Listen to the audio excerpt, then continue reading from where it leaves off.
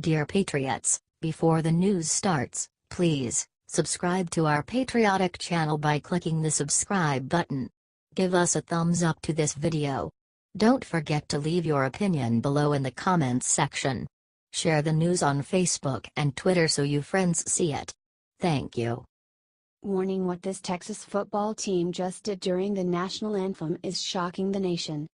This Texas high school football team just took a note from the NFL and decided to kneel for the national anthem. This is what these ingrates in the NFL have caused. According to Sports Day, there are several signs of protests in the Bay Area. Players from Spruce knelt in the end zone at Seagaville's James Ray Henry Stadium. The kids decided they would kneel during the anthem early in the week. It was their decision, Spruce coach Carl Richardson said.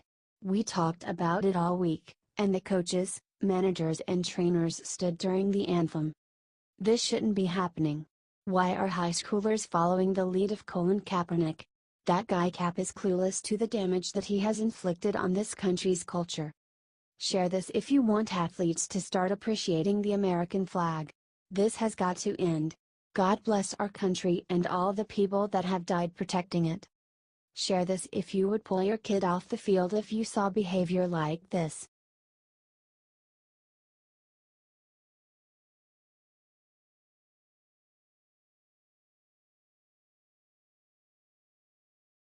Smoking gun: it just came out what the San Juan mayor has been hiding, and it's bad. The liberal media has been constantly attacking President Trump and is trying to blame him for the terrible suffering in Puerto Rico after Hurricane Maria. The San Juan mayor has slammed President Trump as well and really came after him on the media. It has just came out why her township is not getting any aid. According to the conservative Treehouse, Puerto Rican-born Colonel Michael Lavalle, commander of the 101 RST Air and Space Operations Group and director of the Joint Air Component Coordination Element, 1st Air Force, responsible for Hurricane Maria relief efforts, has now made the following statement. They have the generators, water, food, medicine, and fuel on the ground, yet the supplies are not moving across the island as quickly as they're needed. It's a lack of drivers for the transport trucks, the 18-wheelers. Supplies we have. Trucks we have. There are ships full of supplies, backed up in the ports, waiting to have a vehicle to unload into. However, only 20% of the truck drivers show up to work. These are private citizens in Puerto Rico, paid by companies that are contracted by the government. This means that Teamsters union drivers didn't show up to work. Only 20% of drivers are there to distribute supplies. This isn't Trump's fault. The San Juan mayor has been invited to the FEMA command center and has refused to even show up. This isn't Trump's fault. It's being turned into a hit job against our president. Don't let the media spin this. Share this out there to every patriot you know and show them that Trump is doing his job in Puerto Rico. It's just a disaster.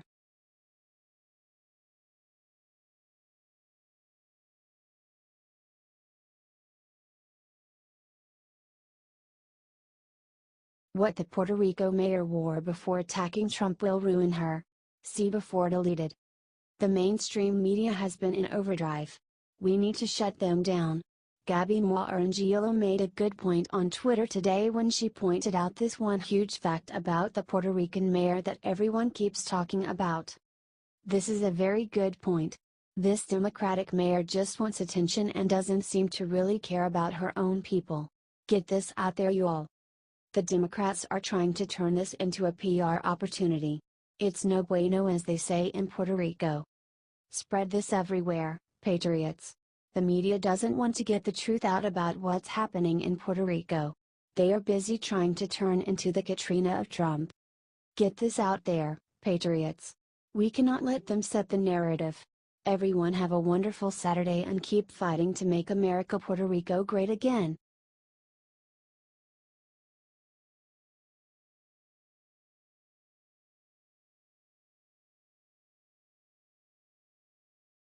Former Trump advisor Roger Stone just looked into the camera and dropped a bombshell on a DNC email hack. Political consultant and former Trump advisor Roger Stone stopped to talk to reporters before giving a closed-door testimony before the House Intelligence Committee on Tuesday. Stone outlined that he thinks there is strong evidence to support the DNC email hack being an inside job, that the Russians, in fact, had nothing to do with it. Rather, Stone brought up the possibility that someone from within the DNC with insider access to secure data downloaded the information and sent it to WikiLeaks on a thumb drive. Reporter: is it still your view that Russians had nothing to do with the hacks of the DNC or Mr. Podesta? Roger Stone: that is my belief. I subscribe to the view published in The Nation magazine several weeks ago that the computer science seems to indicate an inside job. So, I don't know whether the DNC was hacked at all. I don't know that it was hacked by Russians. Now, on the basis of this report, I tend to believe that it was an inside job, meaning the data was downloaded to, say, a thumb drive and spirited out of the building. I would point out that Craig Murray, who is a British diplomat, has said for the record that he received information from the DNC on a thumb drive and passed it to WikiLeaks. Stone was referencing a report compiled by The Nation that raised questions over the DNC email hack. You can read the full report here. Few people have openly questioned the DNC election hack by Russians, but more evidence is piling up, raising more questions. Either way, Americans deserve more answers and more concrete proof that Russia hacked the DNC emails. HD Real Clear Politics.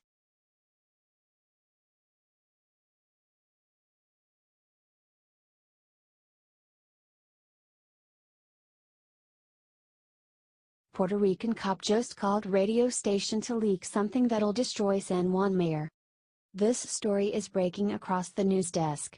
A very emotional female police officer from Puerto Rico's police department in Guaynabo called into a U.S. Spanish radio station to give people the real scoop about what is happening in Puerto Rico. The call was recorded on September 28. It shows the corruption within the Puerto Rican government and the municipal authority of San Juan especially. Before reading the transcript, we need to get this video out there everywhere. This totally kills the mainstream media's narrative in Puerto Rico. Hit that share button now. English transcript. Radio announcer: what is your name? Police caller: I cannot give my name because I work for Puerto Rico's police department. I need to pass this information out because the stuff that is being brought from the US is not being distributed. They are not allowing the Puerto Rican people to receive the donations. Radio announcer: what part of Puerto Rico are you calling us from right now? Police caller: I am right now in Guaynabo. Radio announcer 2: wow. Radio announcer 3: but what information do you have? What have you seen? Police caller: the mayor, Carmen, is not allowing anyone to distribute. We need. What Puerto Ricans need is that the U.S. Armed Forces come in and distribute the aid. And that they stop the governor, Rosello, and the mayor, Yulin, on doing what they are doing. It's an abuse. It looks like communism, in our own island. Sobbing. Sobbing continues, inaudible translation due to cries. Police caller: Con't, people are helping us, but they are not accepting it. They are not accepting any more help supposedly. They have to wait for the license, that there are no buses. Let me tell you something, Boricuas, Puerto Ricans, are dying of hunger. Crying continues. This is a bureaucracy. Everything has to be protocol. The lines are stretched. We can only give 1 box of water per person. Sobbing continues. The medics here. People are dying. The hospitals are in crisis. Police caller: Con't, I am embarrassed, as a Boricua, to work for Puerto Rico's police and see that we cannot do anything. There are dozens and thousands of food, and when people ask, we cannot give anything away because, Mayor, Carmen says that we cannot take anything out, because everything is a soap opera, everything is a show, and there have to be cameras here and there. Because they are just looking for votes for the upcoming years. Radio announcer 2: wow. Police caller: and the governor won't move unless there is a camera behind him. Mayor, Carmen won't move unless there is a camera behind her. This is how we are living in Puerto Rico. Meanwhile, artists are giving money and the people of Florida are sending stuff, and I don't know how many more people are helping because we have very limited communication, very limited, and we have no idea what's going on outside, and the people who are sending stuff, they have to come in, They have to come to help Puerto Rico and distribute what is being wasted, because what else are we going to do? You tell me, what are we going to do? Radio announcer number 2, of course the desperation. Radio announcer number 3, we are with our hearts broken listening to you describing this situation, which is heartbreaking when we know that so many people are helping. This is a police officer speaking. Police caller, I've been for 1.5 hours just trying to download an application because the phones that they give to us I cannot use them as a police officer due to security measures. But I need to speak for the people because the people are suffering. Because I, as a cop, and other partners are seeing it. A lot of people have been posting videos, sobbing, inaudible, and no one is paying attention. Radio announcer number 3, we are truly sorry for this situation, we did not know that. Police caller, if Cuba and Venezuela want to help and we are grateful for that, and that the government denies their help, the government denies Cuba's help, that they reject Venezuela's help, look for God's sake. Tell me how is that possible, we need help. Radio announcer number 3, we are going to send this message out so that it gets to where it needs to get to. Police caller, we want the US to come in, that the strongest forces come in and take the governor out. He is not doing anything, he is just going around, and everyone is like, oh, look how nice, the governor, he is going in the mud, he is going in the water, and where is it? Pardon the expression, where is the food? Police caller, can't, look, grab the food, grab the sausage can and take it to the families. Stop the show. The governor is just doing a show, is all a show. There are many mayors that are suffering because they cannot do anything for their people. Radio announcer number 2, what are they doing with the food? Is it being kept in storage because they are not allowing to give it out? Police caller, they are not doing anything, and they tell the harbors, ports, that they cannot bring stuff anymore. If the US government doesn't get involved they will finish us. We are going to end up worse than Cuba, Africa, or worse than Haiti. We are living in an era that you don't want to see, people are desperate. The gasoline, people are already killing each other. Not to rob you, they are doing it so they can be the firsts to get food and take it to their families. Police caller, can't, do you know what it is when a woman approaches me and tells me I don't have any more? I don't know what else to give my kids because I don't have any more. Water and crackers. Radio announcer number 1, sweetie, thank you for calling us and using this medium to denounce this situation, and good thing that it was you who explained this so that people don't think that we are making up stuff, because this has nothing to do with politics. This is a very serious situation. Police caller, very serious, sobbing continues. This video needs to get out to all of America. Keep fighting Puerto Ricans. We are praying for you.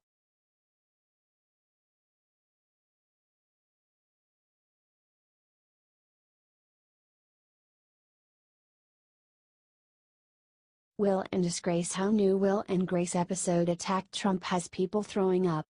NBC's newest revival aired this Thursday and is already getting slammed for attacking our president Donald J. Trump. In the very first episode, the show's character Grace got a job redesigning the interior of the Oval Office. Look at the low blow that they aimed at Trump in their first return to comedy in 11 years. The cast also called the First Lady a hostage and called Midwesterners people who didn't eat vegetables, and made a dozen references to the 2016 election. The main premise of the episode is that they are fixing up the Oval Office because Trump called it a real dump. Then to add insult to injury, the cast left a Make America Gay Again hat on the corner. Conservatives are getting fed up with this constant bashing of our president. Can we just have a show without politics? Disappointed nothing is entertaining anymore. Won't watch again, wrote one Twitter user. The Hollywood Reporter has a published list of all the times that the show ripped Trump. The show did well in the ratings, too. There were 10.2 million people that tuned in. Hollywood still hasn't realized that shows like this do nothing but help Donald Trump, Amelia Hamilton from the Media Research Center wrote. When will Hollywood learn that they're basically running his re-election campaign by doing this? Share this if you are tired of Hollywood celebrities telling us how to feel about politics. They aren't that smart. We don't have to listen to them.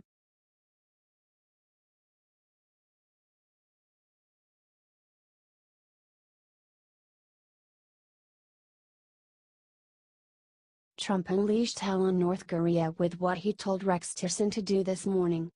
U.S. President Donald Trump told Rex Tillerson not to waste his time trying to negotiate with North Korea's leader. This is a massive tweet. Ouch. The Secretary of State issued a report that the United States was now communicating with North Korea about its nuclear missile programs. Mr. Tillerson then said that Pyongyang has shown interest in talking, according to SMH. The first time I would have the opportunity to sit with the North Koreans, it would be to say, what do you want to talk about, because we haven't even got that far yet, Tillerson told reporters in Beijing on Saturday. Our president is right about North Korea. It doesn't seem like they are willing to work with us at all. Share this to send a warning to North Korea from our president and our millions of citizens. Signed, We the People.